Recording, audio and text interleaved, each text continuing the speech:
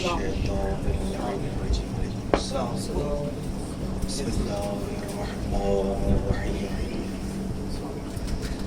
الحمد لله رب العالمين، والصلاة والسلام على أشرف الخلائق أجمعين، حبيب إله العالمين بالقاسم محمد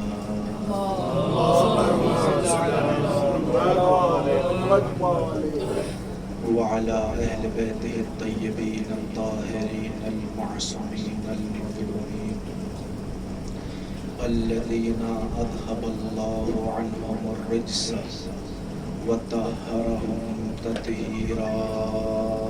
اللهم صل على محمد وآل محمد. ولعنة الله على أعدائهم أجمعين من الآن إلى صباح يوم الدين.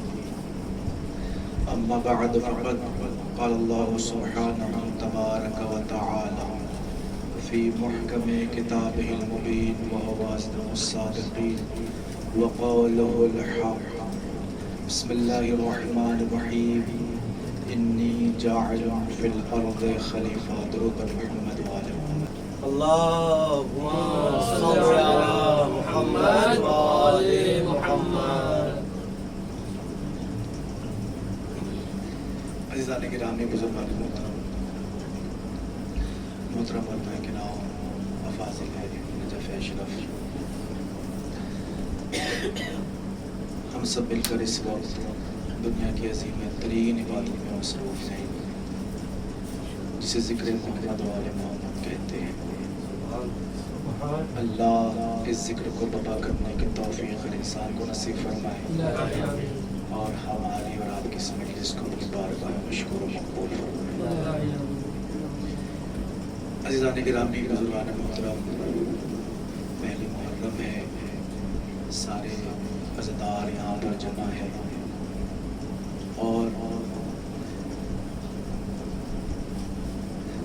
بیان کرنے سے پہلے میں، چونکہ ہمارے سامنے ہمارے ہاتھ میں تشریف فرما ہے، بیمار ہے اور اللہ اس مجلس حسین کے صدقے سے ان کو مکمل شفا کاملہ عاجلہ عطا فرمائے. اور کیوں نہ ہو، یہ ذکر ہی ہر بیماری کی شفا ہے اور یہ خطابت کے جملے نہیں ہیں. چھٹے امام فرماتے ہیں ذکرنا شفاء الاسقام، کہ ہمارا ذکر لا علاج بیماریوں کے لیے شفا ہے. ذکرنا شفاء من الوعک والاسقام، ہمارا ذکر لا علاج بیماریوں کے لیے شفا ہے. اللہ ہمارے ہاتھی بھائی کو شفا کاملہ عاجلہ عطا فرمائے اور جتنے بھی دنیا میں کہیں بھی علی کے شیعہ بیمار ہیں ان کو بھی ذکر کے صدقے شفا کاملہ عاجلہ عطا فرمائے. عزیزان گرامی، بزرگان محترم، چند باتیں علم مولا کائنات علیہ السلام کے حوالے سے آپ کی خدمت میں عرض کرتی ہیں. بہت طولانی بیان نہیں ہوگا، وقت کے اندر اپنی باتوں کو مکمل کر دوں گا. میں نے جس آیت کریمہ کی تلاوت کا شرف حاصل کیا، یہ وہ آیت ہے کہ جس کو خطیب تو خطیب، ذاکر تو ذاکر، اتنا پڑھا گیا اس آیت کو کہ عوام تک بھی اس آیت کی حافظ ہو گئی کہ انی جاعل فی الارض خلیفہ، کہ میں، اللہ اعلان کر رہا ہے کہ میں زمین پر ایک خلیفہ بنانے والا ہوں. ٹھیک ہے، میں زمین پر ایک خلیفہ بنانے والا ہوں. سب ترجمہ کرتے ہیں کہ میں زمین پہ خلیفہ بنانے والا ہوں. اب وہ میں چھوڑ رہا ہوں کہ اس کے ترجمے کتنی طریقے سے ہو سکتے ہیں اور ہر ترجمے میں الگ مطلب نکلتا ہے، اس کو چھوڑتے ہوتے میں یہاں پر اس جہت اور اس حوالے سے گفتگو کرنا چاہتا ہوں کہ میں آپ سے سوال کرنا چاہتا ہوں کہ اللہ نے جب جناب آدم علیہ السلام کی خلافت کا اعلان فرمایا ہے تو سوال یہ ہے کہ وہ کون سی کوالٹی، خصوصیت تھی جناب آدم کے اندر کہ جس کی وجہ سے اللہ نے جناب آدم کی تخلیق سے پہلے ہی فرشتوں کے درمیان یہ اعلان کر دیا کہ میں جس کو بنا رہا ہوں وہ تم سب کا خلیفہ ہوگا. توجہ چاہتا ہوں, سب کا خلیفہ ہوگا. اب آپ دیکھیے یہاں پر میں بہت تفصیل میں جا کر آپ کی بات آپ کے ذہن کو پریشان نہیں کروں گا, سامنے کی باتیں کرتا ہوں اور مشکل بات نہ پڑھنے کا عادی ہوں نہ پبلک کے لیے اس چیز کو گرا سمجھتا ہوں کہ آپ بھی مشکل بات کو سنیں. علماء کرام مشکل باتیں کرتے ہیں, مشکل باتیں سناتے ہیں اور یہ ان کا حق بھی ہے کہ اتنی دقیق باتیں کریں. میں ایک چھوٹا سا طالب علم ہوں, چھوٹی چھوٹی باتیں کروں گا اور آپ کے ذہن میں اتارنے کی کوشش کروں گا ان باتوں کو. عزیزان گرامی, سامنے کی بات ہے, میں بہت بڑی بڑی کتابوں کے حوالے نہیں, سامنے کی کتاب کا حوالہ دے رہا ہوں. علامہ ذیشان حیدر جوادی نے اپنی کتاب میں لکھا کہ آخر کس وجہ سے اللہ نے جناب آدم کو خلیفہ بنایا. یعنی خلافت کا معیار ابھی جناب آدم پیدا ابھی ان کو بنایا نہیں ہے. اللہ پہلے ہی کہہ رہا ہے کہ جب میں روح پھونک دوں, میں پتلا بنا لوں, پھونک دوں, یعنی ابھی کچھ ہوا نہیں ہے. ابھی کہہ رہا ابھی بناؤں گا, روح پھونکوں گا, تم سجدے میں گر جانا اور وہ تمہارے خلیفہ ہوں گے. تو اب کس بنیاد پر انہیں خلافت عطا کی گئی؟ اب علامہ ذیشان جوادی کچھ احتمالات پیش کرتے ہیں, 2 احتمال پیش کرتے ہیں. کہتے ہیں کہ اگر یہ مانا جائے کہ جناب آدم کو جو خلافت دی اللہ نے اور خلافت کا معیار عبادت ہے, یعنی جو جتنا بڑا عبادت گزار ہوگا اتنا بڑا خلیفہ ہوگا.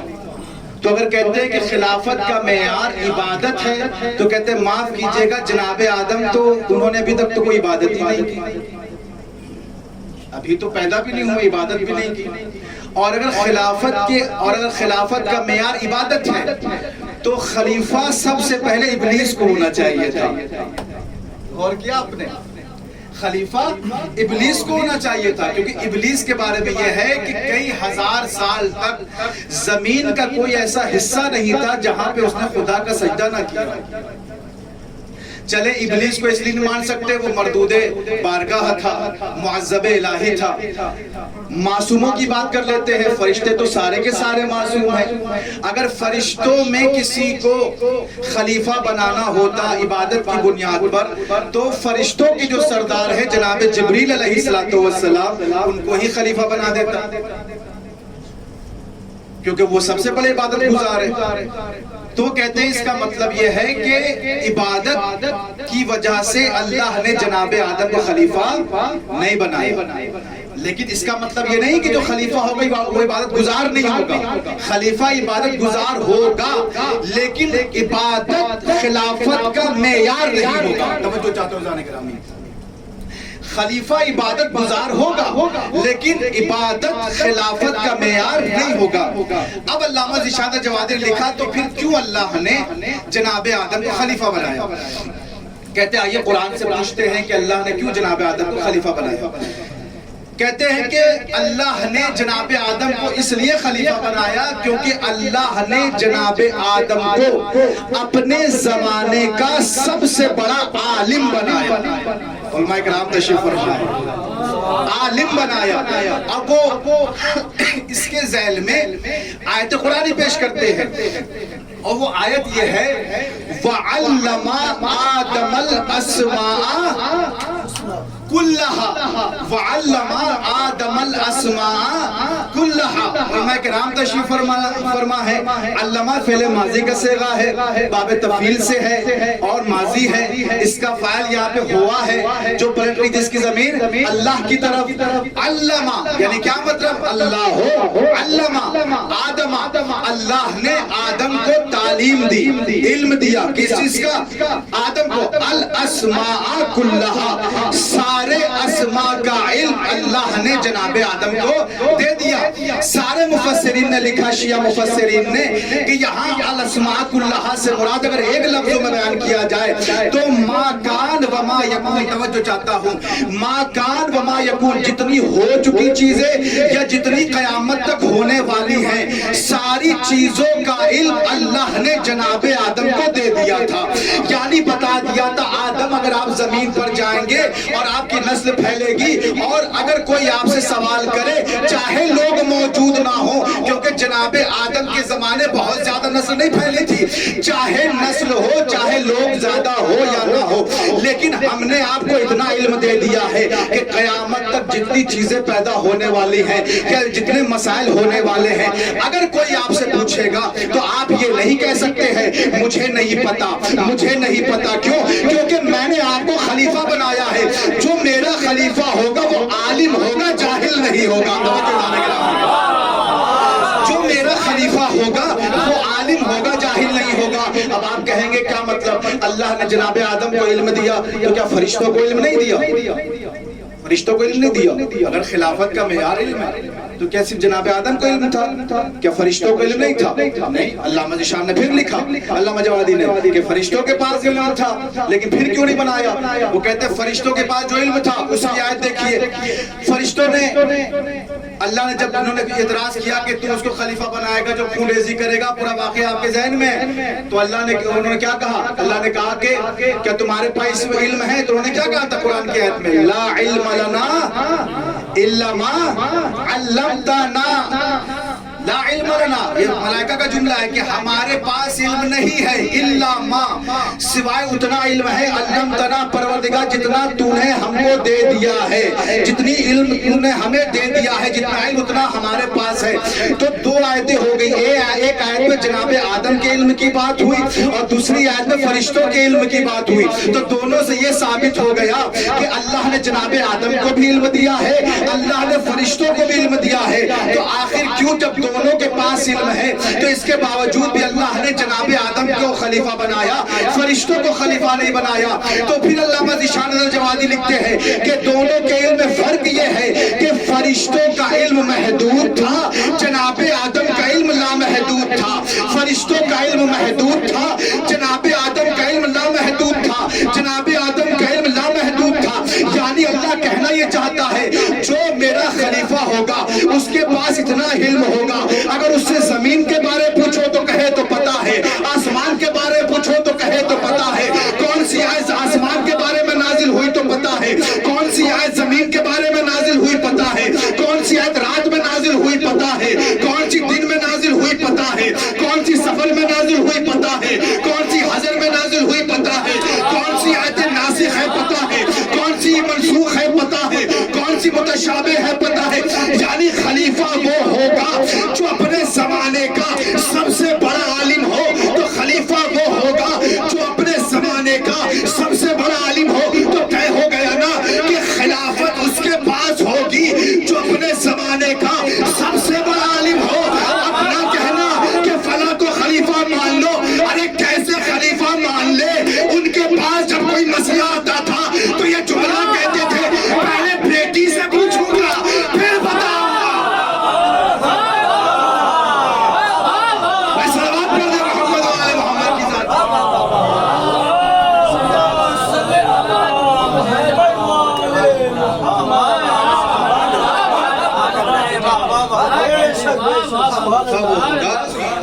جو اپنے زمانے کا سب سے بڑا عالم۔ اچھا پھر میں آپ سے سوال کرتا ہوں کہ اب یہ بتائیے کہ خلافت جناب آدم پہ ختم ہو گئی؟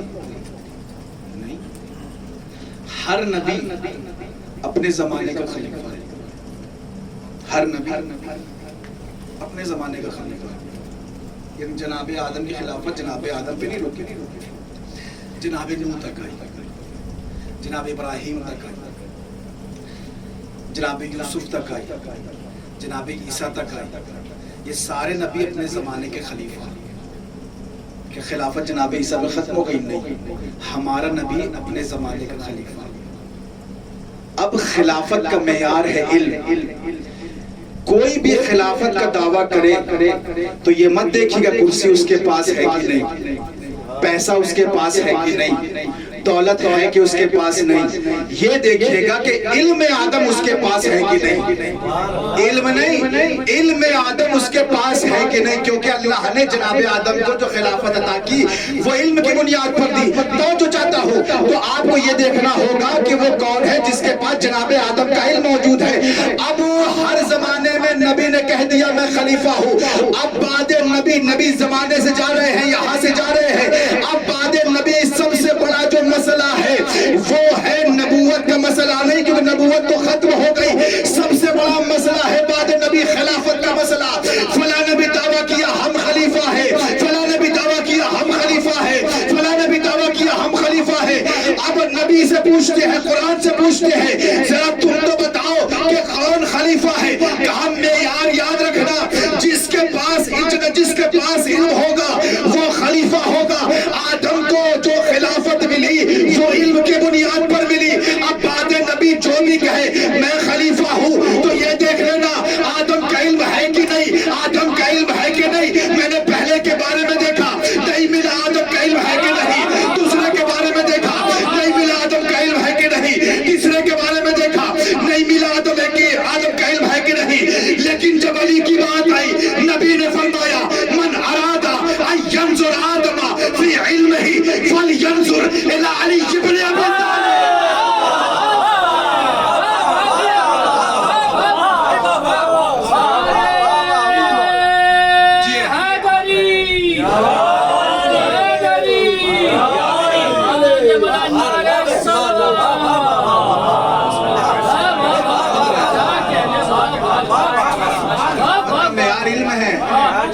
جس کے اندر یہ علم ہو. اچھا یہ وہ روایت ہے خدا قسم جناب مولا علی کی کہ ہر نبی کی صفات مولا موجود ہے، کہ ہم شیعہ نے مطلب شیعہ علماء نے نہیں لکھا اس کو، برادران اہل سنت کے بھی علماء نے اس روایت کو لکھا ہے. تھوڑا سا فرق روایت میں ہے لیکن سارے نے لکھا.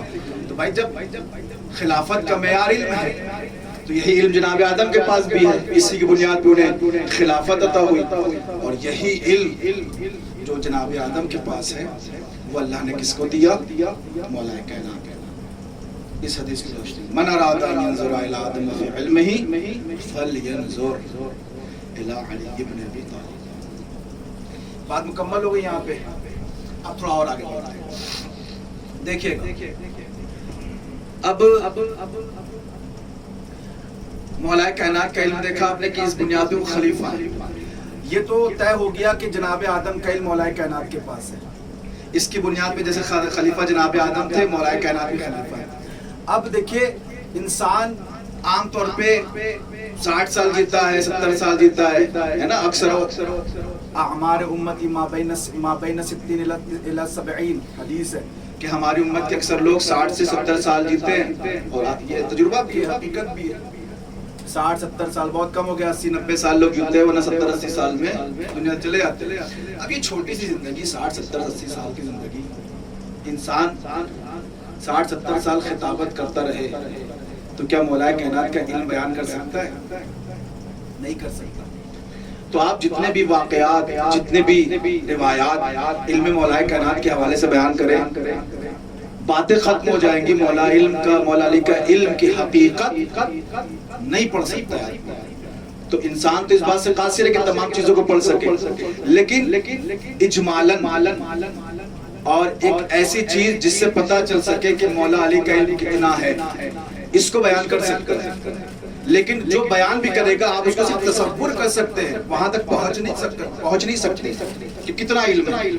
وہ تشبیہات اور وہ استعارے اور وہ مثالیں جو روایات میں بیان ہوئی مولا کائنات کے علم میں، بس انسان کو سن کے سمجھ سکتا ہے لیکن اس کی حقیقت میں نہیں پہنچ سکتا.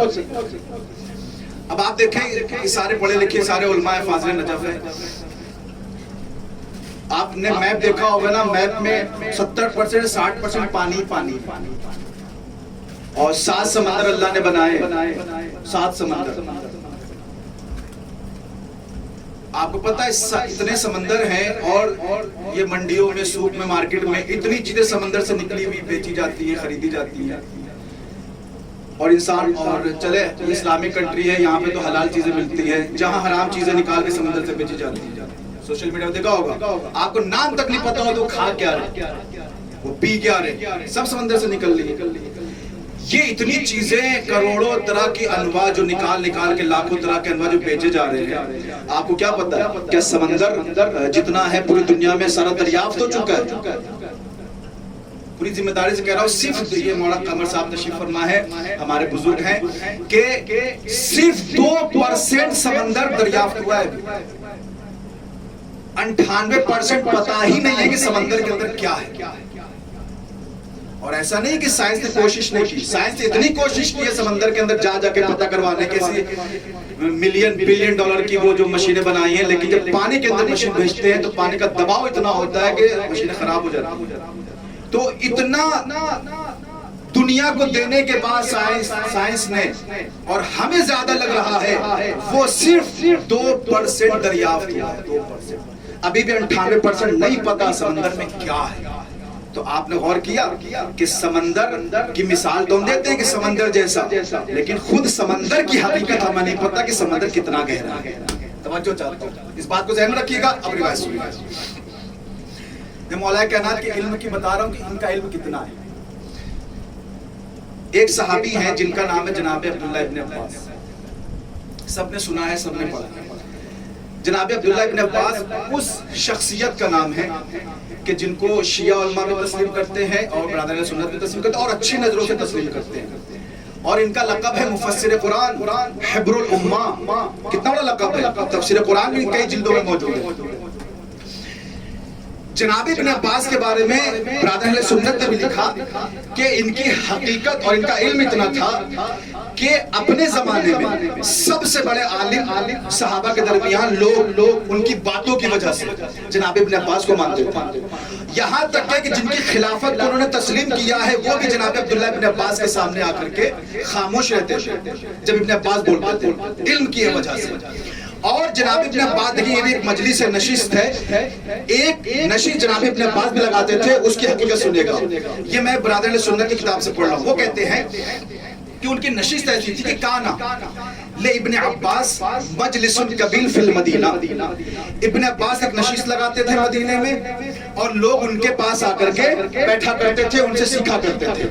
تو جناب ابن عباس ایک دن تفسیر قرآن پڑھایا کرتے تھے۔ اب تفسیر قرآن کا مطلب یہ نہیں ہے کہ خالی قرآن پڑھایا اور ایسے بتا دیں، نہیں، اس کو سمجھاتے تھے کہ کون سی تفسیر، کون سی آیت کس کی شان میں نازل ہوئی، کون سی ناسخ ہے، کون سی منسوخ ہے، ساری چیزیں بیان کرتے تھے۔ ایک دن تفسیر قرآن بیان کرتے تھے اور دوسرے دن بیان کرتے تھے مغازی، یعنی غزوہ، جنگ کے حالات، کہ ہم نے نبی کے ساتھ جنگیں دیکھی ہیں، تو بیان کرتے تھے کہ کون سی جنگ کیسی تھی، یعنی یہ بیان کرتے تھے کس جنگ میں کون کرار رہا، کون فرار رہا، اور کیا آپ نے، یعنی تمام چیزیں بیان کرتے ہیں۔ پھر کہتے ہیں کہ ایک دن جناب ابن عباس اس قدر بیان کرتے تھے تفسیر قرآن، مغازی کو، جنگوں کے حالات کو، کہ جناب ابن عباس کے ہوتے ہوئے کسی میں مجال نہیں تھے کہ کوئی بول سکے۔ تو ایک مرتبہ لوگ کہتے ہیں ابن عباس تمہارے پاس جو اتنا علم آیا ہے، یہ علم آیا کہاں سے؟ توجہ چاہتا ہوں، دیکھیں مولا کائنات کے علم کی حقیقت کو سنانے جا رہا ہوں، تمہیداً سنیے گا، یہ تمہارے پاس علم آیا کہاں سے؟ تو جملہ سنیے گا، شاگرد اگر لائق ہو تو لائق استاد کی تعریف کرتا ہے۔ عزیزان گرامی جملہ سنیے گا، جیسے جناب ابن عباس سے پوچھا گیا ذرا یہ تو بتائیے کہ آپ کے پاس اتنا علم ہے، اتنا علم ہے، یہ علم آیا کہاں سے؟ تو وہ جو سچا اور سچ بولنے والا صحابی تھا وہ گویا ہوا، گویا ہونے کے بعد کہتا سنو مجھے، میرے پاس علم آیا کہاں سے؟ علمی من علم علی، علمی من علم علی، وعلم علی من علم النبی، وعلم النبی من علم اللہ فوق عرش۔ مجھے علم علی نے دیا ہے، علی کو علم نبی نے دیا ہے، نبی کو علم اللہ نے دیا ہے۔ تو توجہ دیکھا آپ نے، اتنا معصوم سلسلہ ہے جناب ابن عباس کے علم کا کہ اللہ کا، جناب ابن عباس کا علم کتنا معصوم ہے کہ جس سے آیا ہے علی وہ بھی معصوم، علی کے پاس آیا نبی سے وہ بھی معصوم، اور نبی کے پاس آیا اللہ سے وہ بھی سبحان۔ اتنا معصوم سلسلہ ہے کہ جناب ابن عباس کہتے ہیں میں نے علم علی سے لیا، علی نے علم نبی سے لیا، نبی نے علم پروردگار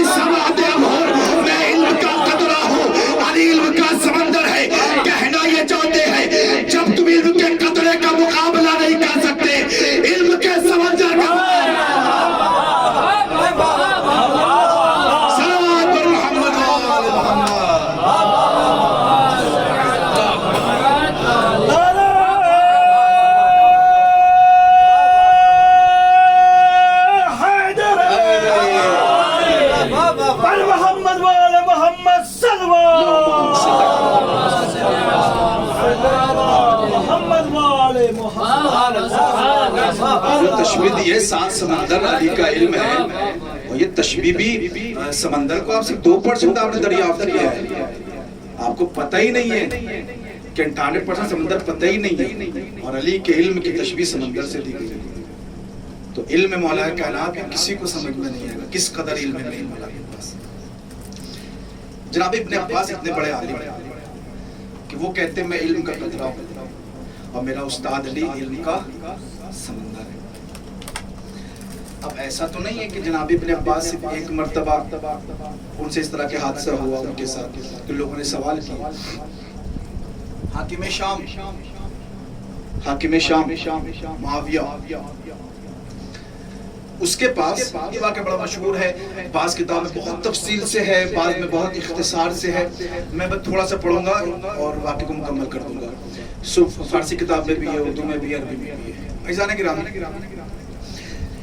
حاکم شام کے پاس ایک خط آیا، ایک شیشی آئی، اور اس شیشی میں روم کے بادشاہ، روم جو یورپ میں ایک کنٹری ہے، روم،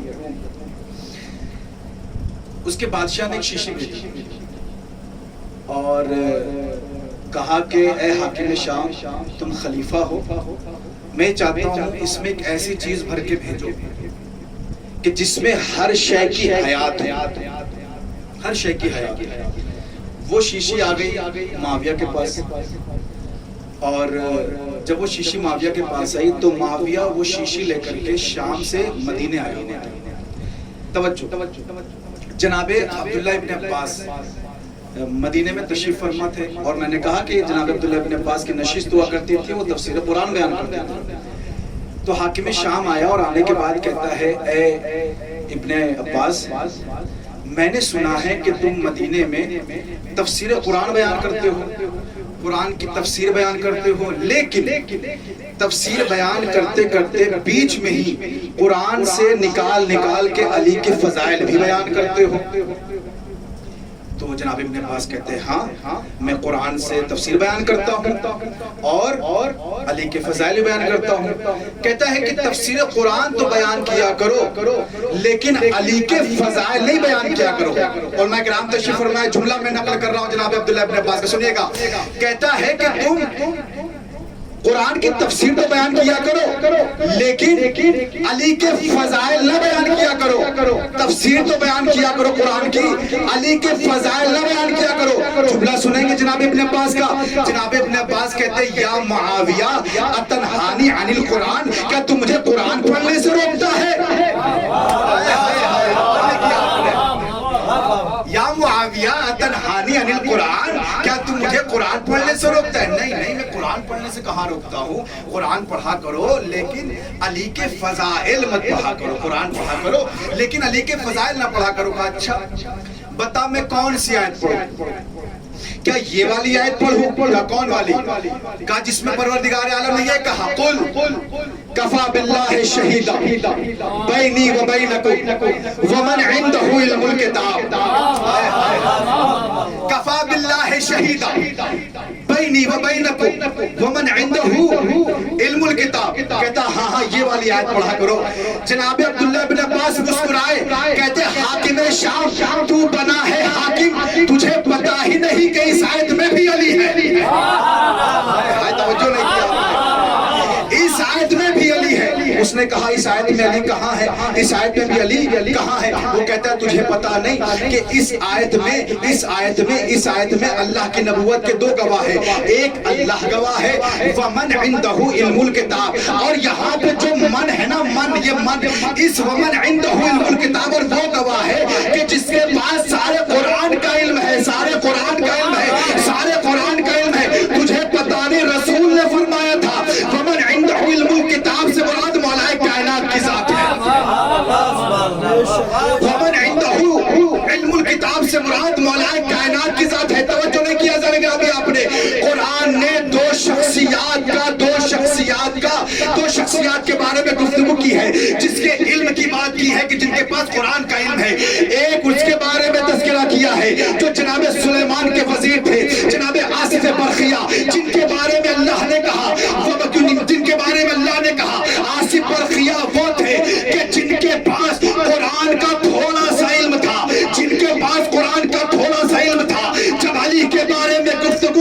تو علی وہ ہے جن کے پاس سارے قرآن کا علم ہے. اس کے بعد اعتراض کرتے ہیں علی نے کیسے سورج کو پلٹا دیا. ارے عقل کے اندھو، جس کے پاس تھوڑا سا علم ہو وہ تخت بلقیس بلا سکتا ہے. جس کے پاس کوئی قرآن کا علم ہو کیا وہ سورج نہیں پلٹا سکتا؟ جس کے پاس تھوڑا سا علم ہو وہ تخت بلقیس کو منگوا سکتا ہے، لیکن جس کے پاس پورے قرآن کا علم ہو وہ سورج کو نہیں پلٹا سکتا. کا اس میں مراد علی ہے. اور سنیے گا، بہت آیتیں چھوڑ رہا ہوں، بس تھوڑی سی پڑھوں گا. پھر فرمایا کہ اچھا اس آیت میں علی ہے، کوئی دوسری آیت پڑھو. کیا آیت تطہیر پڑھو؟ کیا آیت تطہیر پڑھو؟ کہا کہ تجھے بھی نہیں پتا آیت تطہیر سے میں بھی مولا کائنات ہے. کہا دوسری آیت پڑھو. بہت سی آیتیں چھوڑ دھیرے دھیرے. پھر کہا اچھا والی آیت پڑھو کہ جس میں انما ولیکم اللہ آیا ہے. انما ولیکم اللہ ورسولہ والذین آمنوا الذین یقیمون الصلاۃ ویؤتون الزکاۃ وہم راکعون. کہا ہاں یہ والی آیت پڑھو. تو ایک مرتبہ جناب ابن عباس مسکرائے اور مسکرانے کے بعد کہتے ہیں تجھے یہ بھی نہیں پتا اس آیت میں بھی علی ہے؟ اس آیت میں بھی علی ہے. کہا اچھا اس آیت میں بھی علی ہے، کوئی اور آیت پڑھو. اچھا جناب ابن عباس نے کہا اچھا کیا آیت مباہلہ پڑھوں؟ کہا ہاں آیت مباہلہ پڑھو. کہا کہ اچھا میں آیت مباہلہ پڑھ رہا ہوں کہ فمن حاجک فیہ من بعد ما جاءک من العلم فقل تعالوا ندعو ابناءنا وابناءکم ونساءنا ونساءکم وانفسکم. جناب ابن عباس کہتے ہیں حاکم شام تجھے پتا ہی نہیں اس آیت میں بھی علی ہے. کہتا ہے کیسے اس آیت میں علی ہے؟ کہا تجھے پتا نہیں کہ نبی نے ابنا انا کی منزل پر اپنے بیٹے حسن و حسین کو لے کر کے گئے، نساء انا کی منزل پر جناب فاطمہ الزہرا سلام اللہ علیہا کو لے کر کے گئے، اور انفسنا و انفسنا کی منزل پر خود بھی گئے اور مولا کائنات کو بھی لے کر کے گئے، مولا کائنات کو بھی لے کر کے گئے. جیسے ہی ایک مرتبہ حاکم شام نے یہ سنا اچھا کہ مولا کائنات نفس رسول ہے، نفس رسول ہے. طے ہو گیا نا کہ مولا کائنات نفس رسول ہے، نفس رسول ہے. یہی وجہ ہے کہ ایک مرتبہ احمد ابن حنبل نے اپنے بابا سے کہا بابا آج مجھے بتائیے کہ صحابہ کے درمیان علم کی ترتیب کیا ہے. تو فوراً نے حنبل نے ایک مرتبہ بتایا، پہلے پہ یہ، دوسرے پہ یہ، تیسرے پہ یہ، چوتھے پہ یہ، پانچویں پہ یہ، چھٹے پہ یہ، یہاں تک کہ 19 صحابہ کی علم کی تفسیر اور فہرست بیان کر دی. کہیں پر بھی مولا کائنات کا نام نظر نہیں آیا.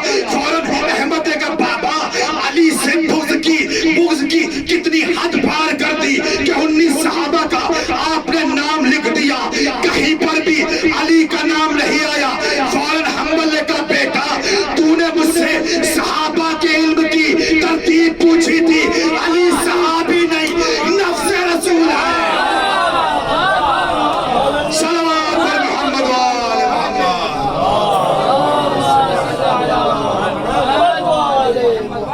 علی صحابی نہیں، علی نفس رسول ہے. علی نفس رسول ہے. توجہ، علی نفس رسول ہے.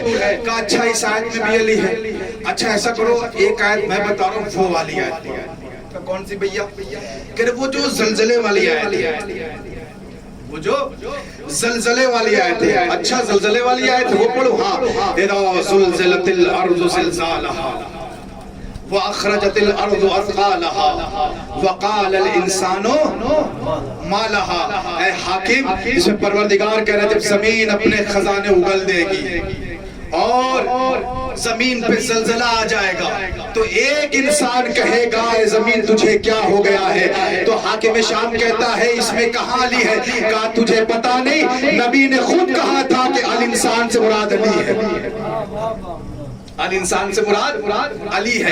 کہا اچھا الانسان سے مراد تو علی ہے، ذرا لیکن یہ تو بتاؤ یہ تو جب زلزلہ آئے گا تب کی بات ہے، کیا علی کے زمانے میں بھی کیا علی نے کبھی اس آیت کی تفسیر کی ہے کہ اس سے مراد میں ہوں؟ کہا ہاں علی نے خود اپنے زمانے میں اس آیت کی تفسیر کی. کہا کیسے؟ کہا ضمانت ہمیں مولا علی کا پورے مدینے میں زلزلہ آیا ہوا تھا، خلافت کا ضمانت ہے تینوں کی. کہ اس زمانے میں ان کے زمانے میں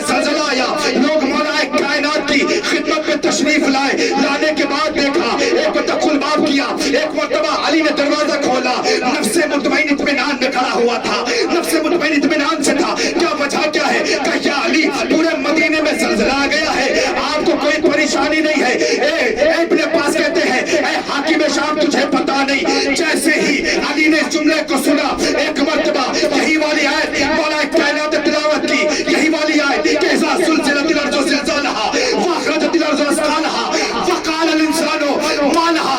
یہ آیت تلاوت کرنے کے بعد علی نے اپنے پیر کو زمین پہ مار کے ایک جملہ کہا، اے تراب رک جا، ابو تراب حکم دے.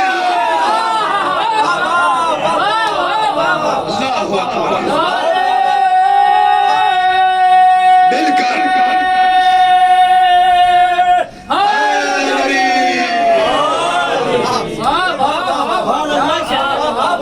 اے تراب رک جا، ابو تراب حکم دے رہا ہے. تو کہتا ہے بہت تفصیل روایت ہے، کہتا ہے چلو خلاصہ بتا دو کہ قرآن اور علی میں کیا رشتہ ہے، کیا علاقہ ہے. تو جناب ابن عباس کہتے ہیں بس تم اتنا سن لے، کوئی فضیلت والی ایسی آیت نہیں کہ جس میں علی نہ ہو. کوئی ایسی فضیلت والی آیت نہیں کہ جس میں علی نہ ہو. واقعہ مکمل ہو گیا. ایک سوال رہ گیا، بس ختم کیا. وہ سوال کیا تھا؟ کہتا ہے ابن عباس یہ شیشی آئی ہے روم سے، کیا بھر کے بھیجوں؟ حاکم روم کہتا ہے، روم کا امیر کہتا ہے کہ ایسی چیز بھر کے بھیجو کہ جس میں ہر شے کی حیات ہے.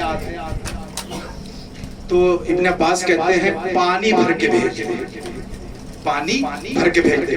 کہا کیوں پانی بھر کے بھیجو؟ وہ اعتراض کرے، کیسا خلیفہ ہے، کیسا حاکم ہے، تجھے یہ نہیں پتا پروردگار عالم قرآن میں کہتا ہے وَجَعَلْنَا مِنَ الْمَاءِ كُلَّ شَيْءٍ حَيٍّ کہ ہم نے ہر شے کی حیات پانی کو بنایا ہے. اللہ اکبر. ہم نے ہر شے کی حیات پانی کو بنایا ہے. پانی بھرا اور بھرنے کے بعد وہ شیشی روانہ کر دی.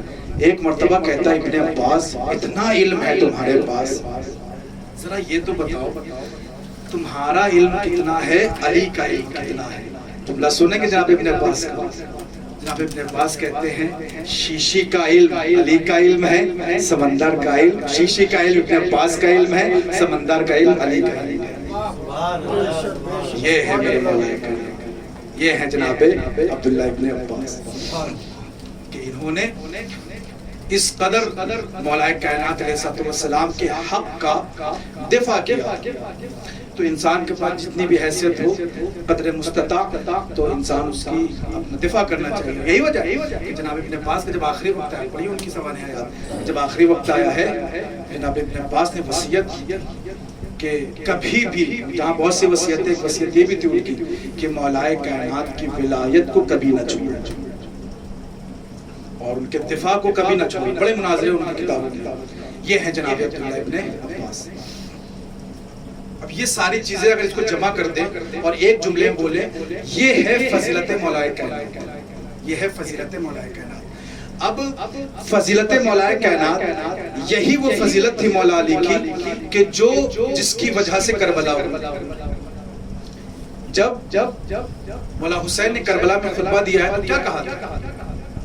اب دیکھیے پڑھے لکھے سارے افاضل ہیں، آپ نے یہاں بھی دیکھا ہوگا، ہندوستان اور پاکستان میں بھی دیکھا ہوگا کہ بہت سے لوگ ایسے ہوتے ہیں اگر دونوں کے درمیان لڑائی جھگڑا ہو جائے، تو گھر میں دو کے درمیان، تو کبھی تو ایسا ہوتا ہے کسی نے کسی کبھی زمانے میں زمین مار دی ہو، غصب کر لی ہو، ظلم کیا ہو، تو جس کی وجہ سے بعد میں لڑائی جھگڑا ہو جائے کہ بھائی تم نے ہماری زمین لی اس لیے تم سے دشمنی، یا کسی نے کسی کا مال لے لیا ہو تو اس لیے دشمنی. تو ہمیشہ لڑائی جھگڑا یا کسی سے کوئی چیز ہوتا ہے تو اس کے پیچھے دشمنی ہوتی ہے، ظلم ہوا ہوتا ہے آپس میں کبھی کسی خاندانوں میں کہ جس کی بنیاد پہ لڑائی جھگڑے ہوتے ہیں، ان سے بغض ہوتا ہے، ان سے جنگ کرنے آتے ہیں. لیکن ذرا یہ بتائیے اہل بیت نے کس کا کچھ مانگا، کس کا کیا چھینا؟ یہ تو وہ گھرانہ ہے کہ جو اپنا حق تو پامال کر دیتے ہیں، امت کا حق پامال نہیں ہونے دیتے. یہ تو وہ گھرانہ ہے کہ ان کا چھینا گیا، ان پہ ظلم ہوا، انہوں نے کسی پہ ظلم نہیں کیا، تو آخر کیوں ان سے جنگ کر رہے ہیں لوگ؟ تو عزیزان گرامی وہ ہے فضیلت کہ جو فضیلت اللہ نے اہل بیت کو دی وہ دنیا میں کسی کو نہیں. یہ فضیلت کی جنگ تھی کہ فضیلت جو اللہ نے ان کو دی وہ کسی کو نہیں دی، ورنہ اہل بیت نے ظلم نہیں کیا۔ تو کربلا میں جتنی بھی ان سے جو لڑنے آئے ہیں وہ صرف اس لیے کہ فضیلت تھی، اور ان کے پاس وہ فضیلت نہیں تھی جس کی وجہ سے بغض رکھا۔ یہی وجہ ہے کہ امام حسین نے خطبہ دیا ہے تو یہی جملہ کہا کہ کیا میں نے سنت کو تبدیل کر دیا، کیا میں نے شریعت کو بدل دیا؟ کہا نہیں۔ کہا کیوں جنگ کر رہے ہو؟ کہا بغضاً لأبیک، آپ کے بابا کے بغض میں، آپ کے بابا کے بغض میں ہم جنگ کر رہے ہیں۔ گرامی،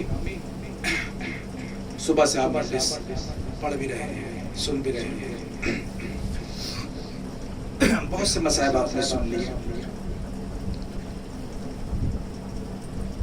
دیکھیں عام طور پہ یہ ہوتا ہے، آپ نے دیکھا ہوگا کہ جب کہیں پہ انتقال ہو جاتا ہے تو انتقال کے وقت اور اس کے بعد مجلسیں ہوتی ہیں، نوحے ہوتے ہیں، گریہ اوزاری ہوتی ہے، ایک اہتمام ہوتا ہے، یعنی ایک منظر عجیب، کسی گھر میں انتقال ہو جائے تو ایک گریہ، نوحہ،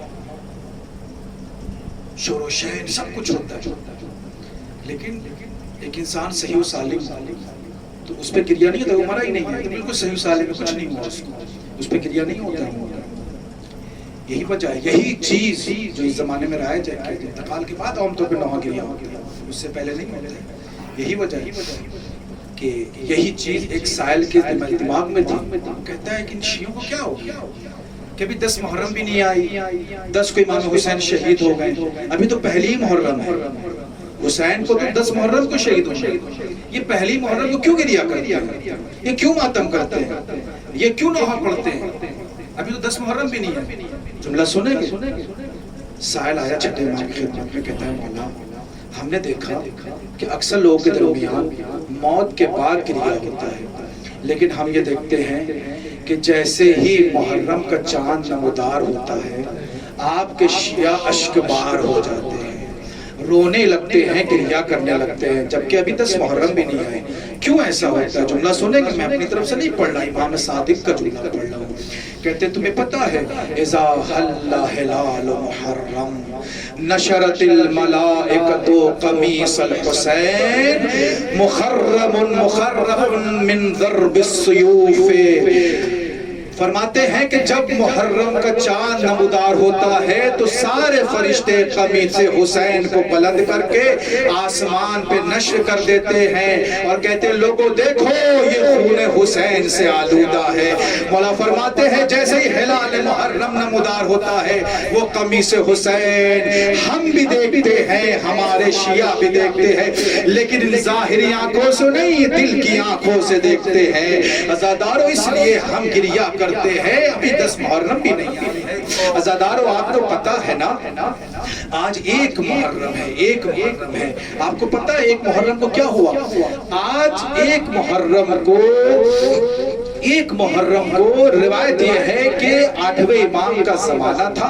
عزادارو 10 دن ہے نا، 10 دن کا کیسے اہتمام ہونا چاہیے؟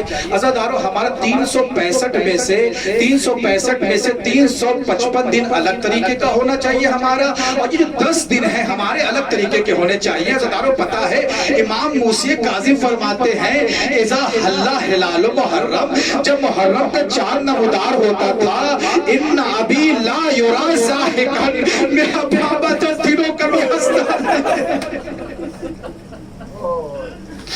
میرا بابا 10 دنوں کبھی مسکراتا نہیں تھا، میرا بابا 10 دنوں کبھی میرا بابا 10 دنوں کبھی مسکراتا نہیں تھا، لیکن جیسے ہی 10 محرم آنے والی تھی آتی تھی تو میرا بابا کہتا تھا وَهَذَا الْيَوْمَ الَّذِي قُتِلَ فِيهِ جَدِّي الْحُسَيْنِ، ارے یہ 10 محرم ہے جس میں میرا بابا شہید ہو گیا۔ یہ اہتمام کرتے تھے میرے مولا امام رضا کہ جب بھی محرم کا چاند نمودار ہوتا تھا میرے مولا مسکراتے نہیں تھے، ہنستے نہیں تھے۔ عزادارو اسی کیفیت کے ساتھ میرا مولا 8واں امام اپنی مجلس میں بزم میں تشریف فرما تھے۔ جناب ریان بن شبیب تشریف لاتے ہیں، لانے کے بعد کہتے ہیں مولا ایک جملہ کہتے ہیں ریان آج پہلی محرم ہے۔ ہاں مولا پہلی محرم ہے۔ ریان کہ تم اپنا شبیب کہ تم نے آج روزہ رکھا ہے؟ مولا ہم نے آج روزہ نہیں رکھا ہے۔ کہا ریان بن شبیب یہ محرم وہ ہے کہ اللہ نے جناب زکریا کی توبہ، جناب زکریا کی دعا قبول کی. ایک جملہ کہتے ہیں ابن الشبیب تمہیں پتا ہے زمانے جاہلیت کے لوگ بھی پورے سال اگر جنگ کرتے تھے لیکن 4 مہینہ جیسے ہی آتا تھا جنگوں کو روک دیا کرتے تھے. کہتے مولا کون کون سا مہینہ؟ کہا مولا نے شوال کا مہینہ، ذی القعدہ کا مہینہ اور محرم کا مہینہ اور رجب کے مہینے میں وہ جنگ نہیں کیا کرتے تھے. وہ کافر تھے نا، محرم کا اتنا احترام کرتے تھے کہ جنگوں کو روک دیا کرتے تھے. ابن شبیب وہ کیسے کلمہ کو تھے جنہوں نے اس محرم کا احترام نہیں کیا، میرے جد کو ایسے ذبح کیا. ایک جملہ کہا ابن الشبیب ان کنت باقیا للشیء فابکی علی الحسین. شبیب تم پہ بھی مصیبت ہوتی ہے، گریہ کرتے ہو، ثواب نہیں ملتا. اگر کسی شے پہ رونا آئے فابکی علی الحسین، میرے جد پہ رو لینا، میرے حسین پہ رو لینا. عزادارو ابھی آپ لوگوں نے بقرعید گزری ہے، ابھی آپ لوگوں نے قربانی کی ہوگی نا، یا قربانی کرتے ہیں. آپ نے دیکھا ہوگا کہ قربانی کو کس طریقے سے ذبح کرتے ہیں. عموماً ایسے ہی ہوتا ہے کہ قصاب آتا ہے، بکرے کو پکڑتا ہے، اسے زمین پہ گرا دیتا ہے، چھری کو اس کے گردن پہ رکھتا ہے اور کہتا ہے دعا پڑھ دو. اور دعا پڑھنا اس بات کی علامت ہے کہ دعا پڑھنے والا بھی راضی ہوتا ہے، کاٹنے والا بھی راضی ہوتا ہے کہ ہاں منظر یہ ہوتا ہے، منشا یہ ہوتی ہے، ہاں اسے ذبح کر دو، اسے ذبح کر دو، ذبح کر دو. اس طریقے سے منظر ہوتا ہے. میرے مولا کہتے ہیں ان جدی الحسین ذبح کما یذبح، ان جدی الحسین ذبح کما یذبح الکبش. ارے میرے جد کو ایسے ذبح کیا گیا جیسے کسی گوز فند کو ذبح کیا کرتے ہیں. یعنی منظر یہ ہے جیسے گوز فند کو ذبح کرتے وہ کہتے ہیں بس اسے ذبح کر دو، سب راضی ہے. ارے میرے جد کو ایسے ہی ذبح کیا گیا. وہ شمر جالس علی صدر الحسین. امام زمانہ فرماتے ہیں وہ شمر جالس علی صدرہ، شمر میرے مولا کے سینے پہ سوار تھا. چاروں طرف سے فوج اشقیاء نے حسین کو گھیر دیا. مجھے معاف کرنا سادات کرام اگر تکلیف ہو، سب ایک جملہ کہتے تھے شمر حسین کو ذبح کر دے. بس ایک بہن تھی جو کہ لیزر رویا تھا، ایک جملہ کہتی تھی اے شیخ میرے حسین کو نواز. میری اماں نے چکیا پیس پیس کے